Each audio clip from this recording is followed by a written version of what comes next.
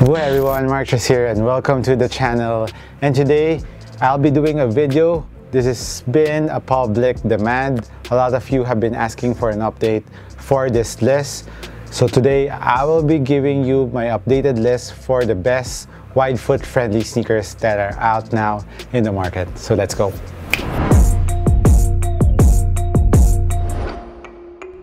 So before we go through this wide foot sneakers that I have or recommend to you guys, my criteria for the best wide foot sneakers, in my opinion, is of course the forefoot area has to have a lot of forefoot space, and even above your forefoot area, the material should have a little space on top of your forefoot if you're a regular footer. And I've been experiencing that in some of the sneakers. So I think they will be very good for people who have wide foot. Of course, another thing is they are very stable around the forefoot area, because a lot of wide footers doesn't want the material or the phylon to be really hugging around the edge of your foot, laterally and medially around the forefoot area, because that will give you some discomfort eventually. So here are some of my choices.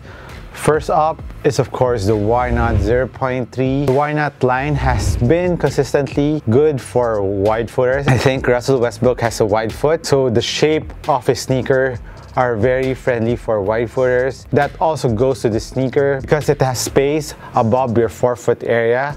So I think that will be really good for wide footers. And of course, the shape of the Why Not 0.3 is wide around the forefoot area. You can see it from the bottom. It is protruding a bit here, and the materials are really soft around the forefoot area, making it a very good fit for wide footers. And going to the midfoot part of this sneaker, it is also not too tight around the midfoot area. You can see the shape not really narrowing around the midfoot, so that is safe for wide footers too. And next on my list is the little brother of the Why Not 0.3.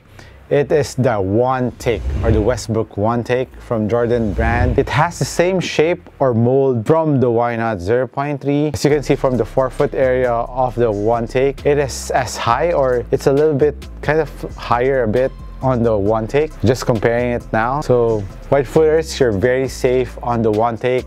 And going to the midfoot part, it is still not tight around that area, because the first sneaker in my mind that I feel that is really not for wide footers is the Harden Volume Force, because they are really tight around the midfoot area. When you go down half a size big, it will become really long. So the shape of the Harden Volume Force, I don't think is very wide foot friendly, in my opinion. Let me know if you think otherwise. Hit me a comment down below. With this one, you can see that all throughout the shape of the sneaker, you can easily adjust the lacing system because it has a traditional lacing system. Also, the Why Not has a traditional lacing system, but there's an additional strap if you want to tighten it around that midfoot part. So if you want more modification, go with the Why Not 0.3. Next on my list is the Anta KT5 regular one, because the Anta KT5 lows, I think, is not too recommended for wide footers. If you are a wide footer, I would recommend the KT5 regulars more compared to the KT5 lows, because that has a different material too that they use in the KT5 lows, which is the Infinite, or the knit material, the premium knit material from Anta. While the KT5s, although some KT5 has knit upper, the shape of it is different from the KT5 lows. It is more bulky on the forefoot part, giving it more toe space, especially for wide footers. The KT5 is really wide on the lateral part, giving your toes more space to wiggle, or more room for your toes.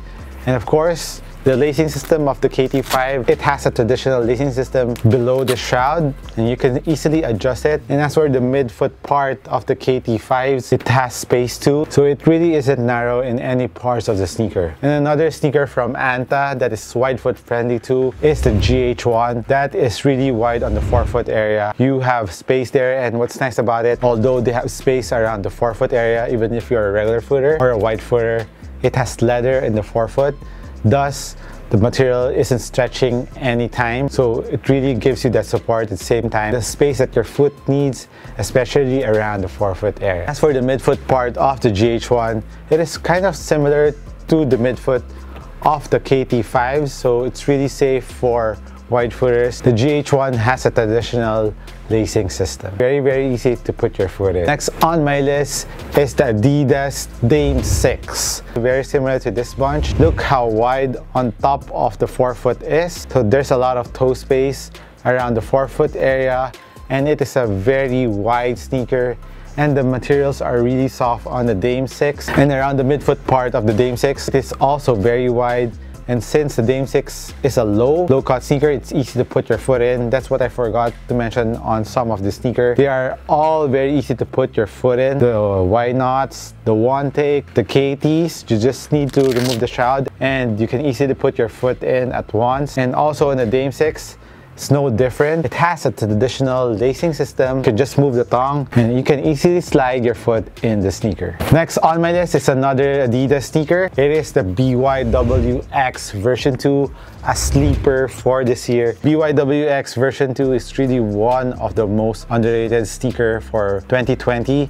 It's not being marketed at all that much. The cushion, the traction that you'll be getting from the bywx version 2, it's really good. And as for the upper of the bywx, it is very wide footer friendly because it really has a lot of toe space, and on top of your foot there's space above your forefoot area. It's very comfortable for wide footers, and like the other sneakers, it has a traditional tongue lacing system, and the tongue, although it's stitched on the footbed, it's still very easy to open up and slide your foot in really quick. And as for the midfoot part of the bywx, it is as wide as the ones in the forefoot, so it's very proportional for wide footers. As for the base of the bywx, you can look at it. You can see how the outsole is really protruding out here in the lateral part. So this is really a very wide foot sneaker to have if you're a wide footer. Another sneaker in my list is of course the Nike Lebron 17, although I don't have it right now here. Be reminded that I'm referring to the regular ones, not the Lebron 17 low, because the Lebron 17 low is really tight around the forefoot area. I don't think this is a wide foot friendly sneaker, but the regular ones are, especially the upper is made out of knit posset. There's a lot of forefoot space around the Lebron 17. Also, the Lebron Soldier 13 has a very similar shape to the Lebron 17. So the Soldier 13s are also a very wide foot friendly sneaker to have if you haven't tried that.